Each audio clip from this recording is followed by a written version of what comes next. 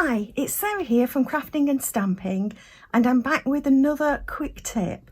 Now this tip is about sort of mixing and matching patterns of our DSP, and I've given a few tips similar to this before. This one's just a little bit different, but it will work in the same way as the tips that I've mentioned where we're mixing and matching colours.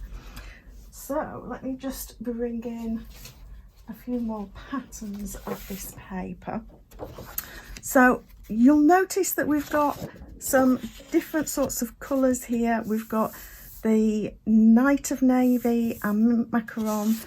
There is a common theme in these papers. We've actually got 3 patterns here. This one obviously makes use of other colours besides, and we've got these ones here. You could mix and match these. And one of the things that I've done is mixed and matched the poinsettias with the little grid paper. There is a little bit of a disconnect here. This is mint macaron, but this is actually evening evergreen. So it doesn't work quite as well. But I'm now going to use the Night of Navy and mint macaron to do the same idea. And I'll show you how we go about this. So I'm going to use my paper trimmer, and I've found that for an A6 landscape card or even portrait, because you can basically just turn this around and use it in a different way, then the measurements that we want is a 1 3/4 inch strip. So we're going to cut this DSP to 1 3/4 inches wide, deep, whichever way around you want to think of it. And then we're going to cut a variety of pieces. We want another 1 3/4 inch so that this will be square, and another 1 3/4 inch so that we've got another square. And then this last piece is going to be, let me check it. This last piece is 3 3/8. So we want it 3 3/8.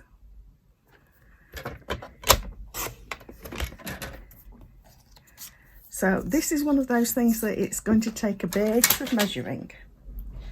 So I've also cut a piece from basic white card that again is 1 3/4 deep, and it's the same 3 3/8 wide. So that the idea is that we can now mix and match these, and you can just decide which pieces you like where. We've got 2 squares, and we've got 2. I'm going to mix and match this way around, I think. I like this piece here. So we're going to mix and match, but the idea is that you can mix and match whichever you like. And if you wanted to bring in some of this and use this, then that works very well too. This strip then just gives you a nice amount of space to be able to stamp a sentiment and possibly a small image as well. Now, because I've got some petal pink here, and I'm just looking for my mat, which is missing from last night, so I'll manage without a mat. Because I've got these colours here, we've got some petal pink in here, so I'm actually going to stamp a flower in petal pink. This is actually the poinsettia from the Ringed with Nature bundle, and it's a tad darker. It's like the blue here is a lightened version of Night of Navy, and this here is a paler version of the petal pink. I'm going to use some mint macaron to just add a couple of leaves And these stamps are all from the Ringed with Nature bundle. And if you want to, you can always just stamp off for a paler look. And we'll put one there. And I think we'll go paler again. And put one in just there, like that. And then I'm going to take a sentiment from the set. Let's see. After the Thinking of You, which I've temporarily misplaced, so we'll go with Love and Warmth instead. And I'll just grab another block. This is a bit of a big block for this stamp, but I'll just be careful with it.